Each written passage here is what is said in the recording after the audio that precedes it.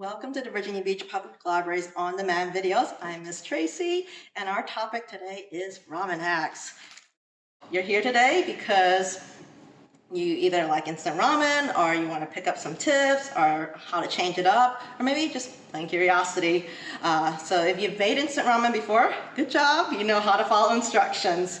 Now you can feel free to start experimenting, get creative, and try something new and enjoy some new flavors. So this is great for teens who are newer to food preparation, and just for anyone who wants to look for some new suggestions. So why instant ramen? It's a quick, cheap, easy food. You just have to boil or microwave water, but it doesn't mean you have to eat the same thing every time. And I'm not talking about just switching out brands or trying new flavors. So what is ramen?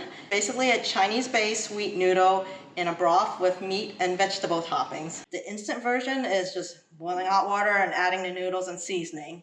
I like this quote. It's ramen is a Japanese soup by way of Chinese noodles that has become an American obsession. You can find the link to this quote in the video description, and there's also more history, trivia, and background, so definitely check that out. We are going to start with some basic cooking techniques involved with making instant ramen. First off, boil water in whichever way is convenient to you. You can either use a pot on a stovetop or portable burner. You can also use electric kettle, hot pot. You can also boil the water in a microwave. Do not use sink water. That's a big no-no. The water is not hot enough to cook your food. Okay, to get the water to boiling, you heat it with whichever method you choose until it is rolling or boiling. And those are just fancy terms for when the water has a lot of fast bubbles in it. Okay, next thing is to consider how much broth you're going to be keeping with your noodles.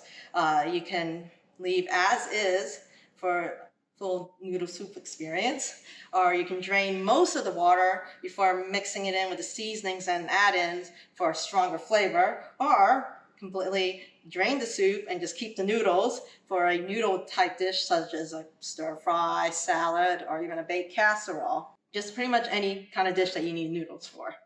Now we're going to talk substitutions, where you replace one or more ingredients with another.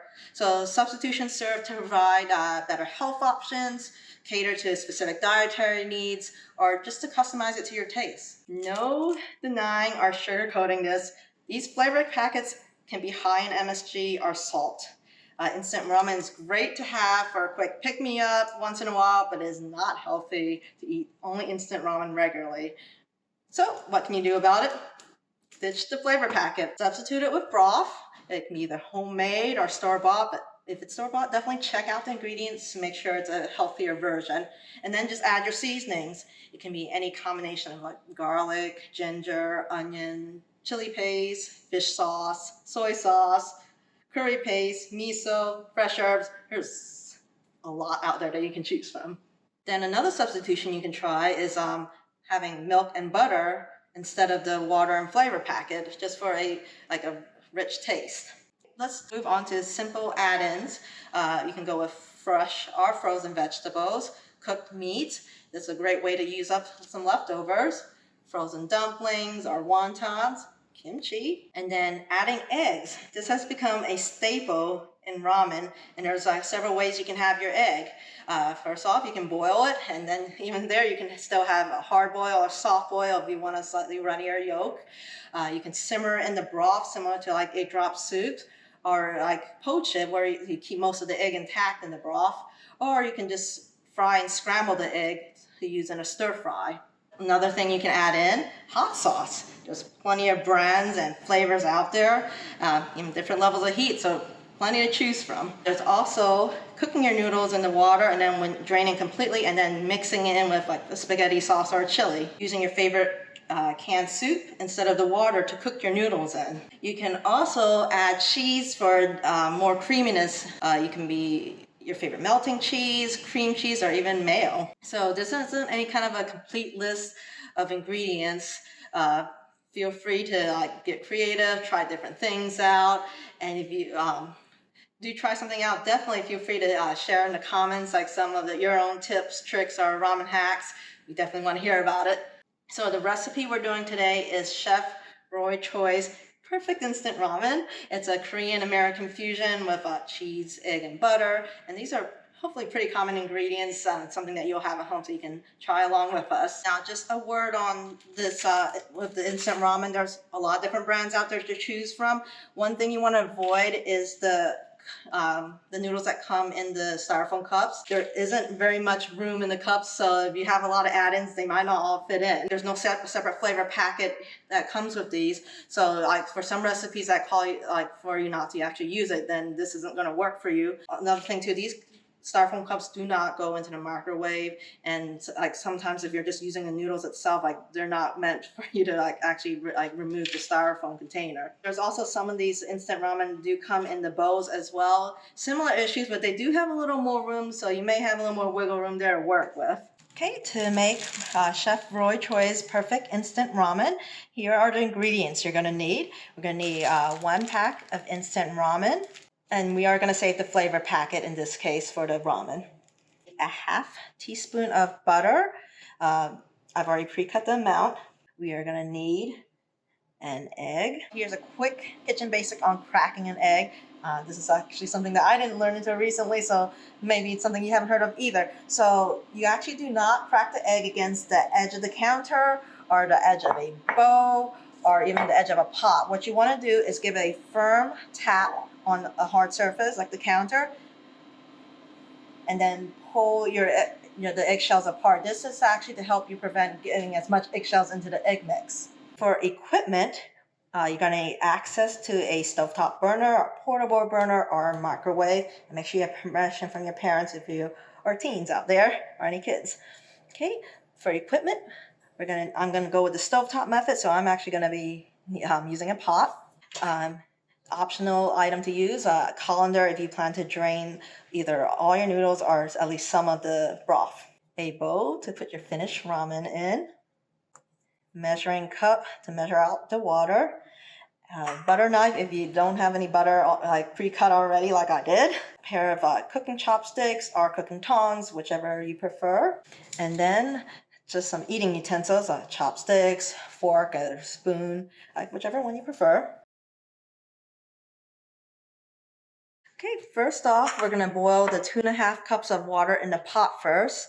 It's going to take a few minutes to boil, and it will vary depending on what you're boiling on. So now you're going to go ahead and put your noodles in here and cook it for 2.5 minutes.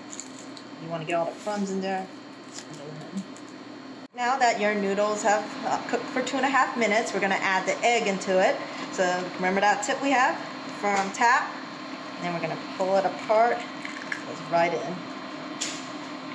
Okay, go ahead and cover the egg with the noodles. And this is where if you want to poach it, you just leave the egg alone so it stays in a nice big chunk. Or if you want it to kind of like egg drop soup, give it a nice little stir here. And then we're going to turn off the heat and let it sit for a minute. Okay, now that your egg and noodle have finished cooking, go ahead and pour it into the bowl. And this is where you can use your options if you want that whole soupy mix. Go ahead and pour all of it in, or if you didn't want to, you might just not keep as much of the liquid. Add your flavor packet.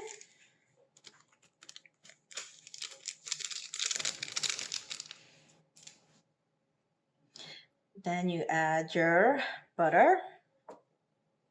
And then you add your slices of cheese.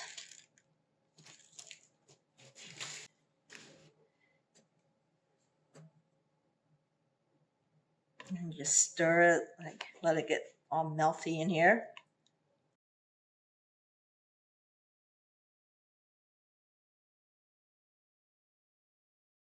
Okay, and this is where, if you like, you can add like some of the sesame seeds or a little bit of garnish, which is has a nice contrast here. While you're eating, we're going to go into some ways that you can get creative with your ramen, thinking outside the box here. Dry noodles itself is not particularly like salty or sweet, so this is a great way just to eat it on its own, like a chip. And you can go with any of your favorite chip dips. It can also be used as a crunchy topping, like on chili or soups, even on ice cream.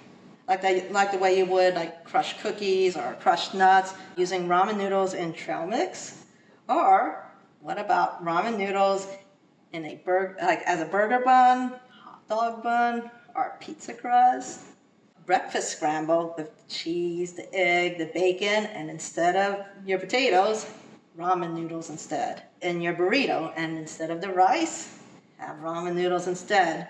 There's also ramen sweets. Like think of it as like using the crushed dry noodles as like you would a nut in like caramel brittle or chocolate bark. Ramen cake, where it's pretty much cold ramen noodles molded into a cake shape. Having ramen as a savory kind of pancake, and then substituting the main ingredient in like these marshmallow treats or kettle corn. So this was one I recently heard of, is mixing Kool-Aid into the instant ramen. Hopefully those are some ideas to make you want to try, or at least like go like, okay, never thought of it that way. But I'm going to list the links below in the description so you can check out some of the more unusual ways to prepare ramen. Check out your local library for any cookbooks about ramen. Look up ramen. You might be surprised at how many titles the library has on making ramen.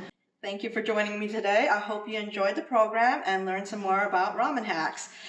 Be on the lookout for more recordings from the Virginia Beach Public Library. Till then, see you next time.